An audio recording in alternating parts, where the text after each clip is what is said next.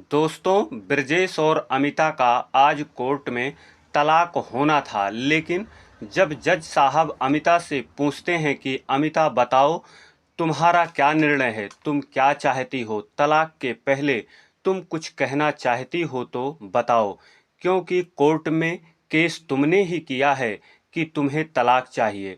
तुम्हारे इस फैसले को ब्रजेश स्वीकार भी कर चुका है कि वो भी तुमसे तलाक ले लेगा। तुम्हारा अब निर्णय क्या है, तुम क्या चाहती हो?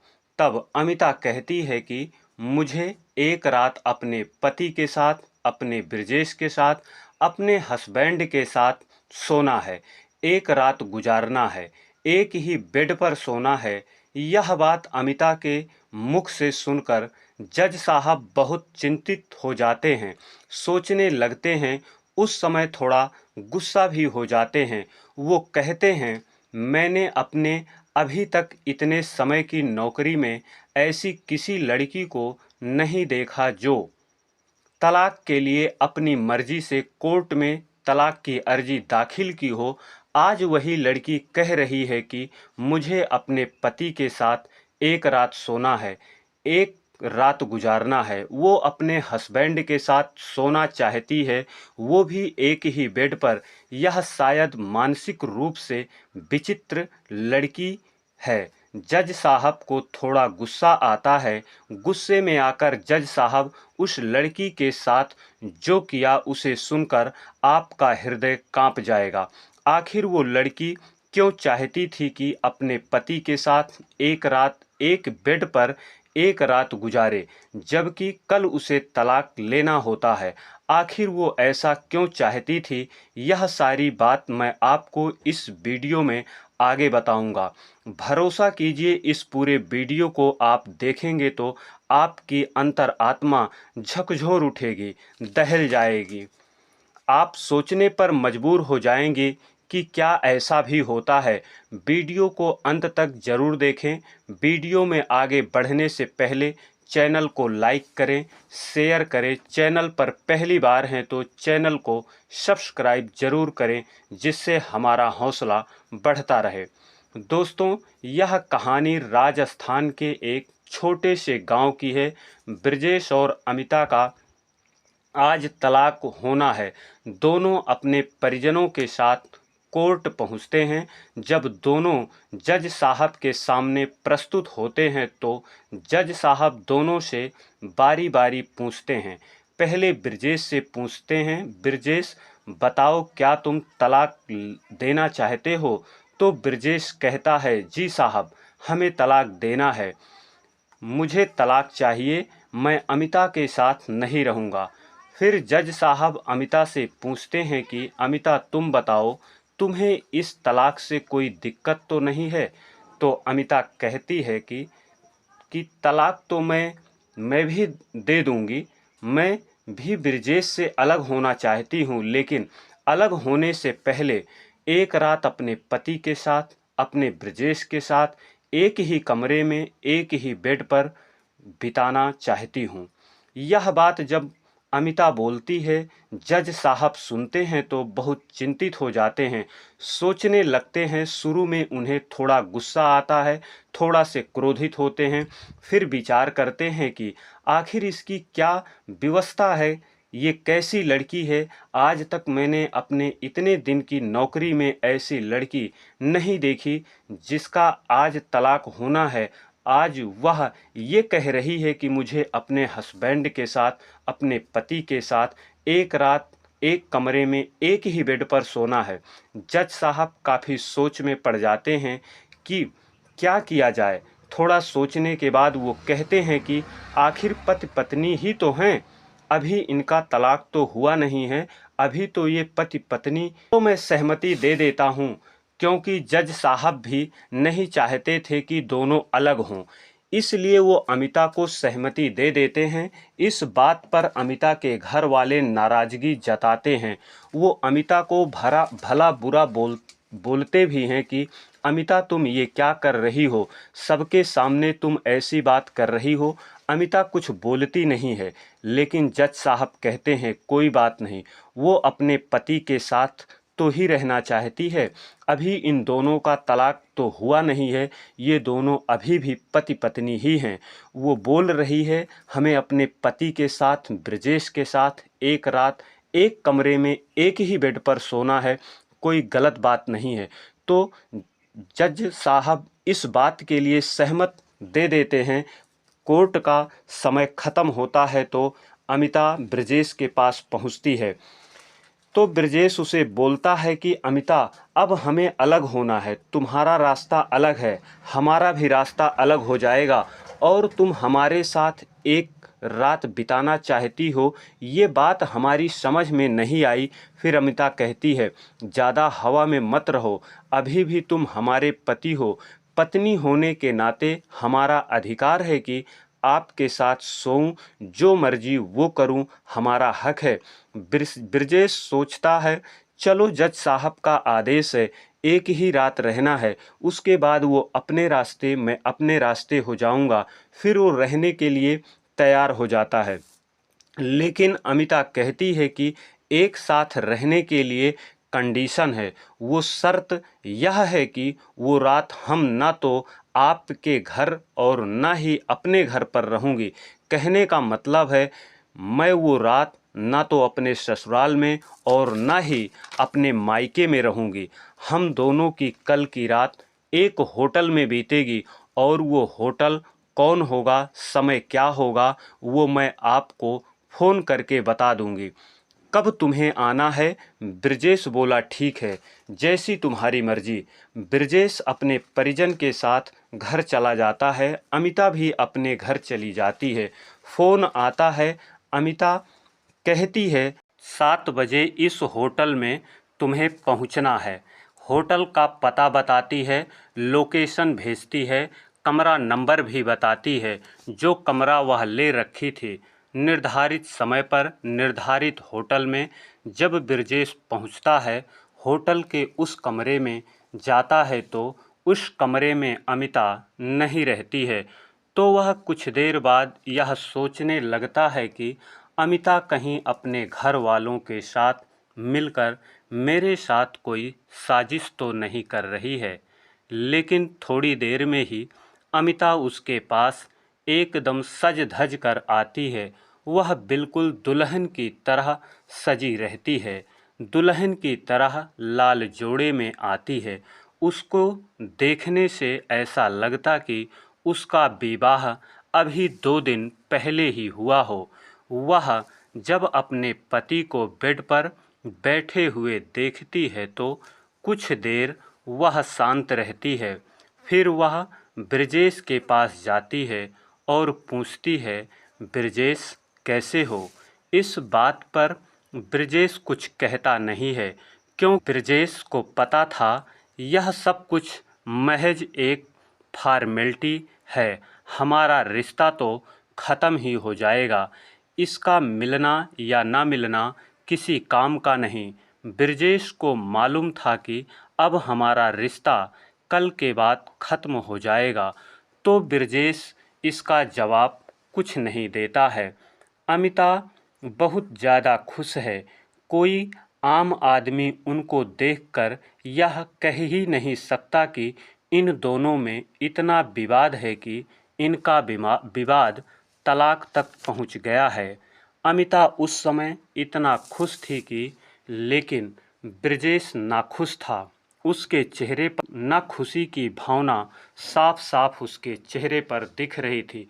उसके बाद अमिता बोलती है कि ब्रजेश, मैं चाहती हूँ कि जिस तरह हमारा शुरुआत अच्छा हुआ था उसी तरह हम दोनों का अंत भी अच्छा हो। शादी के शुरुआत में लगभग 1 साल हम लोग जो अच्छा हसीन पल बिताए थे, उस अच्छे हसीन पल को याद कर मैं 3 साल कैसे बिता ली मुझे कुछ पता नहीं चला। और जब भी मुझे तुम्हारी याद आती थी तो मैं उसी दिन को याद करती। और अब मैं यह चाहती हूँ कि हम लोगों का दुखद अंत ना हो। कल से तुम्हारा भी रास्ता अलग हो जाएगा और हमारा भी। मैं चाहती हूँ आने वाला समय आने वाली लाइफ हम लोग सिर्फ आज रात भर इतनी खुशी से रह लें, एक दूसरे के साथ जो आने वाला समय है उस समय में हम लोग आसानी से जी पाएँ और इस बात का एहसास ना हो कि तुम हमारे पास नहीं हो, इसलिए तुम्हें यहाँ अकेले में बुलाए हैं। कुल मिलाकर उसका साफ साफ कहना है कि रोमांटिक मूड में है और वह कहती है, आज की रात सिर्फ तुम्हारे नाम। आज तुम हमारे साथ जो भी करना चाहते हो, तुम्हारी मर्जी है, कर सकते हो। ब्रजेश अमिता के इस इरादे को समझ रहा था। फिर ब्रजेश बोलता है कि मैं समझता हूँ कि लड़कियों की मंशा को, इरादे को, आज की लड़कियाँ क्या चाहती हैं। मामला जब बहुत ख़राब था तो हम बहुत ज़्यादा ख़राब थे और आज तुम ये सोच रही हो ऐसा कर लेने से हमारा इरादा बदल जाएगा, तुम्हें तलाक नहीं देंगे। ये तुम्हारी भूल है, तुम गलत फहमी में ना रहो, क्योंकि जज साहब का यह आदेश था कि मैं तुम्हारे साथ एक रात होटल में बिताने आया हूँ। इस पर अमिता बोलती है कि नहीं नहीं नहीं, ये मेरा इरादा नहीं है। तुम क्या सोच रहे हो कि तुम्हारे होटल में आ जाने से मैं तुम्हें तलाक नहीं दूंगी? तलाक तो मैं भी दूंगी। दोनों के बीच कहा-सुनी की स्थिति उत्पन्न होती है। दोनों में कुछ ज़्यादा कहा-सुनी हो जाती है, क्योंकि अमिता चाह रही थी कि ब्रजेश उसके पास आए और ब्रजेश उससे दूर भाग रहा था। फिर अमिता उसके पास जाकर उसके कंधे पर हाथ रखती है, कहती है, ब्रजेश, तुम्हें जो करना है करो। तुम इस चीज़ पर भरोसा करो या ना करो, मैं तुम्हें कुछ भी नहीं बोलूँगी और इस बात का ब्लेम बिल्कुल नहीं दूंगी कि आज रात तुमने मेरे साथ कुछ किया है। मैं कसम खाकर बोल रही हूँ कि आज रात तुम मेरे साथ क्या किए हो इसका जिक्र मैं कभी नहीं करूँगी और इस बात का कभी ब्लेम नहीं करूँगी कि 3 साल बाद मिले हो और तुम मेरे साथ ये सब कुछ किए, फिर तलाक ले लिए। अमिता फुल रोमांटिक मूड में थी। वह साफ साफ शारीरिक संबंध बनाने के लिए ब्रजेश को उत्साहित कर रही थी। ब्रजेश उसके इतना कहने पर भी ऐसा काम नहीं करता। वह साफ साफ कहता है कि तुम इसलिए जब जज साहब से अनुमति लेकर आई थी कि आज की रात रंगीन कर सको। अगर तुम ये सोचकर आई थी तो मैं जा रहा हूँ, मुझे ऐसा कुछ नहीं करना है। दोनों में बातचीत का सिलसिला शुरू होता है। अमिता बोलती है कि तुम हमसे प्यार नहीं करते। जो 1 साल वो हसीन पल बिताए थे, क्या तुम उस पल का तुम्हें कुछ भी याद नहीं आता? मैं तो अपने इस 3 साल में वो हसीन पल याद करके मैं रह रही थी। तुमको वो दिन, वो समय याद नहीं आता। ब्रजेश कहता है कि एक समय पर तुम हमारे ऊपर हमेशा ब्लेम लगाती थी कि तुम बदल गए, मुझे प्यार नहीं करते। मैं बिल्कुल पहले जैसा नहीं रहा। सिर्फ जब मुझे तुम्हारे साथ फिजिकल बनाना होता, उसी समय मैं तुम्हारे साथ रोमांटिक बातें करता। इसके बाद जब मेरा काम ख़त्म हो जाता तो मैं तुमसे दूरी बना लेता हूँ। तमाम तरह के आरोप तुम हमारे ऊपर लगाती थी ना, लेकिन आज क्या हुआ? तुम मेरे लिए अपने आप चलकर होटल तक पहुँची हो। यह तुम्हारा खुद का प्रपोजल है कि तुम एक रात हमारे साथ बिताओगे। इस पर अमिता कहती है कि वो सब पीछे की बातें हैं, ये सब भूल जाओ। अभी मैं यह चाहती हूँ कि हम लोगों का शुरुआत अच्छा हुआ था तो अंत भी अच्छा हो। यह सोचकर होटल में बुलाई थी कि अंत भी अच्छा हो। ब्रजेश कहता है, क्या शुरुआत क्या अंत, जब हमें साथ में रहना ही नहीं है तो आखिर अमिता तुम ये बताओ, होटल में बुलाना तुम्हारा मुख्य उद्देश्य क्या था? ये बात तुम बताओ। अमिता कहती है, तुम क्या सोच रहे हो कि मैं तुम्हारे साथ शारीरिक संबंध बनाने के लिए यहाँ पर बुलाई हूँ? मैं बिल्कुल भी नहीं चाहती कि ऐसा कुछ तुम्हारे साथ करूँ। इस बात पर ब्रजेश बोलता है कि बताओ फिर क्या बात है। फिर अमिता बोलना शुरू करती है कि जब तुम लास्ट बार कोर्ट में मिले थे 8 माह पहले, उस समय तुम्हारी बॉडी लैंग्वेज और चेहरा पर्सनालिटी बहुत अच्छी थी। कोई भी तुम्हें देखकर तुम्हारी तरफ आकर्षित हो जाता था, लेकिन आज तुम इतने दुबले कैसे हो गए, इतने कमज़ोर कैसे हो गए? आँख अंदर को धंस गई, चेहरा भी अच्छा नहीं है, चेहरे की लाइट खत्म हो गई, पहले के जैसे तुम अब नहीं दिख रहे हो। आखिर क्या बात है? इस बात पर ब्रजेश पहले बताने से मना कर देता है, कहता है कि ऐसी कोई बात नहीं, हो जाता है। अमिता कहती है, अभी भी मैं तुम्हारी पत्नी हूँ, पत्नी के ही नाते मुझे बता दो, बताना तो पड़ेगा ही। फिर ब्रजेश बोलना प्रारंभ करता है, कहता है, देखो, जब तुम चली गई मुझे छोड़कर, परिवार के लोग, मुझे जानने वाले, मेरे दोस्त, मुझे सभी लोग यह कहने लगे कि तुम एक पत्नी को नहीं रख पाए तो तुम कुछ नहीं कर पाओगे। मुझे समाज की काफ़ी बुराइयां सुननी पड़ी। उस समय मैं अपने शरीर का ध्यान नहीं रख पाया। एक दिन अचानक मेरे पेट में दर्द होने लगा और दर्द इतना तेज़ था कि मैं सहन नहीं कर सका। मैं डॉक्टर के पास गया, वहाँ मुझे एडमिट होना पड़ा।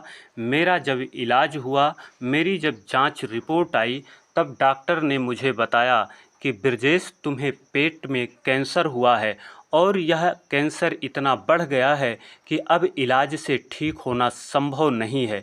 यदि इलाज होता रहेगा तो आपकी ज़िंदगी कुछ दिन और बढ़ जाएगी। उसके बाद में मेरे पास तलाक का एक पेपर आता है कोर्ट से।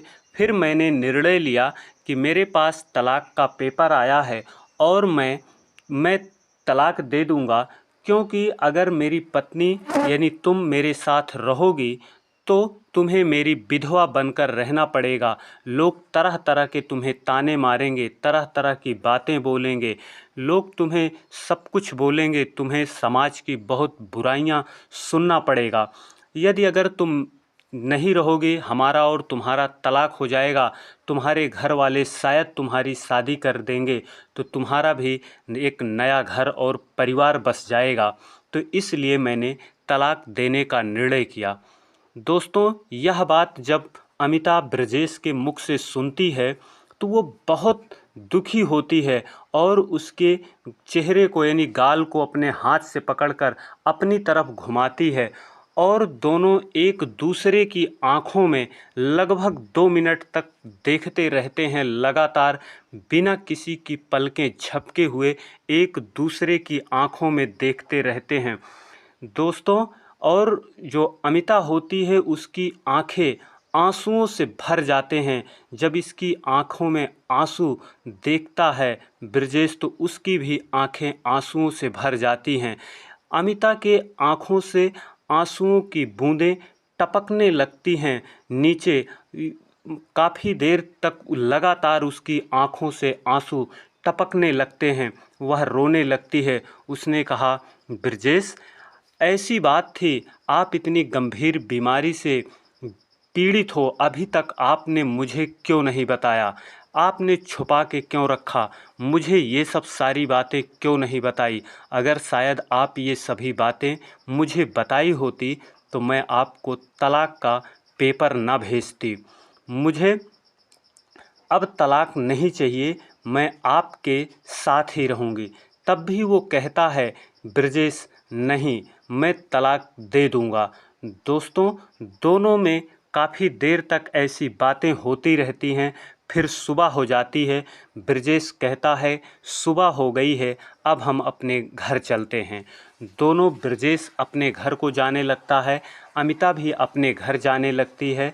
अमिता जाते हुए सोचती है कि ये हमारे पति हैं, आज अपनी ज़िंदगी और मौत की जंजीर में जूझ रहे हैं और आज जब इनको किसी के सहारा की ज़रूरत है तो मैं इनको छोड़ करके जा रही हूँ, तो इनको अब ज़रूरत है, तो मुझे इस समय इन्हें छोड़कर नहीं जाना चाहिए। अब इन्हें एक साथी की ज़रूरत है, एक किसी के साथ रहने की ज़रूरत है, एक सहारा की ज़रूरत है। अब मैं इन अपने पति का साथ नहीं छोड़ूंगी। दोस्तों, उसके बाद जो अमिता होती है, ये सोचते हुए वो अपने घर चली जाती है और अगले दिन कोर्ट में दोनों के मुकदमे की पेशी होती है। दोनों लोग अपने परिजन के साथ कोर्ट में आते हैं। कोर्ट का समय होता है, जज साहब कोर्ट में बैठते हैं, इनके मुकदमे का नंबर आता है। दोनों लोग अमिता और ब्रजेश जज साहब के सामने प्रस्तुत होते हैं। तो जज साहब दोनों से बारी बारी पूछते हैं। पहले वो जज साहब ने सोचा कि दोनों लोग एक साथ रहे हैं, एक रात साथ में बिताया है, हो सकता है कि दोनों की जो निर्णय हैं वो बदल गए हों। पहले वो ब्रजेश से पूछते हैं कि ब्रजेश बताओ तुम्हारा निर्णय क्या है। तब ब्रजेश बोलता है, जज साहब मैंने तो अपना निर्णय कल ही बता दिया था, जो मेरा निर्णय कल था वही आज भी है, मैं तलाक लूँगा, मुझे तलाक चाहिए। फिर जज साहब अमिता से पूछते हैं, अमिता तुम्हारा क्या निर्णय है। अमिता, चूँकि जज साहब ये जानते थे कि अमिता तलाक ही लेगी, क्योंकि जो तलाक का मुकदमा किया गया है कोर्ट में वो अमिता की तरफ से ही किया गया है। लेकिन अमिता कहती है, जज साहब मुझे तलाक नहीं चाहिए, मुझे अपने पति के साथ ही रहना है, मुझे अपने पति के साथ जाना है। यह सुनकर जज साहब बहुत खुश हो जाते हैं, सोचने पर मजबूर हो जाते हैं कि एक लड़की अभी जो कल तक ये कह रही थी कि मुझे तलाक चाहिए, मुझे अपने पति के साथ नहीं रहना है, वही लड़की आज यह कह रही है कि मुझे अपने पति के साथ रहना है, मुझे अपने पति के साथ जाना है। दोस्तों, फिर जो अमिता होती है वो जज साहब को बताना शुरू करती है, कहती है, जज साहब मेरे पति ब्रजेश को इस समय पेट में कैंसर है और उनका कैंसर इतना ज़्यादा बढ़ गया है कि अब उनका इलाज से ठीक होना संभव नहीं है। मेडिकल रिपोर्ट के मुताबिक अब उनकी उम्र महज 8 से 10 महीने और है, नहीं तो उनकी मृत्यु हो जाएगी, वो इस दुनिया में नहीं रहेंगे। तो मैं भला इस स्थिति में उन्हें कैसे छोड़ करके जा सकती हूँ। मैं उन्हें छोड़ करके उनका साथ नहीं छोड़ूंगी, मैं उन्हीं के साथ ही रहूंगी, क्योंकि मैंने 7 फेरे ली हूँ और 7 जन्मों तक साथ रहने की कस्में खाई हैं। ये सपना भी मेरा अधूरा रह जाएगा। अब वो अपनी ज़िंदगी और मौत की जंजीर में जूझ रहे हैं, उन्हें मेरी ज़रूरत है, उन्हें किसी के साथ की, मेरे साथ की ज़रूरत है। जज साहब मैं अब अपने पति का साथ छोड़ करके मैं नहीं जाऊंगी, मैं उन्हीं के साथ ही रहूंगी। दोस्तों, फिर जज साहब इस बात को सुनकर उसकी बात को, यानी अमिता की बात को स्वीकारते भी हैं और उसके इस निर्णय की सराहना भी करते हैं। और जज साहब यानी अदालत अपना यह फैसला सुनाती है कि अमिता ब्रजेश के साथ जाए, ब्रजेश के घर जाए। यह फैसला सुनकर अमिता के माता पिता वहाँ पर थोड़ा से शोरगुल करने लगते हैं कि नहीं। फिर वो अमिता से को बुलाकर अपने पास कहते हैं, बेटा अब ब्रजेश की उम्र बहुत ज़्यादा दिन नहीं है, महज वो 8-10 महीने में ही उसकी मृत्यु हो जाएगी, वो नहीं रहेगा। मैं तुम्हारी दूसरी शादी कर दूंगा, अच्छी से दूसरी शादी कर दूंगा, तुम्हारा दूसरा अच्छा सा घर हो जाएगा। वो कहती है, नहीं, मुझे अब दूसरी शादी नहीं करनी है, मुझे और कहीं नहीं जाना है, मैं अपने पति के साथ में ही रहूँगी। इस समय उनको मैं इस हालात में छोड़ करके, मैं उनका साथ छोड़ करके नहीं जाऊंगी। ब्रजेश भी उसको मतलब अमिता को समझाता है कि अब मेरी लाइफ ज़्यादा दिन नहीं है, 8 से 10 महीने ही मैं और जीवित रहूँगा, मैं अब नहीं रहूँगा इस दुनिया में, तुम चली जाओ, मेरे साथ ना आओ, तुम जा कर के अपना दूसरा कहीं तुम्हारे घर वाले शादी कर देंगे, तुम्हारा अच्छा से परिवार बस जाएगा। दोस्तों, अमिता रोते हुए अपने पति से कहती है, इस हालात में मैं आपको छोड़ करके कैसे जा सकती हूँ, मैं आपको छोड़ करके कहीं नहीं जाऊँगी। जब वो दोनों अपने घर पहुंचते हैं, यानी ब्रजेश के घर पहुंचती है अमिता, तो उसके घर वाले अमिता को देख करके बहुत खुश हो जाते हैं। दोस्तों, अमिता ने सही किया या गलत, और उसके बारे में, अमिता के बारे में आपकी क्या राय है, आप हमें कमेंट बॉक्स में ज़रूर बताएं। दोस्तों, वीडियो को शेयर करें, लाइक करें, प्लीज़ छोटा भाई या बड़ा भाई समझकर चैनल को सब्सक्राइब ज़रूर करें।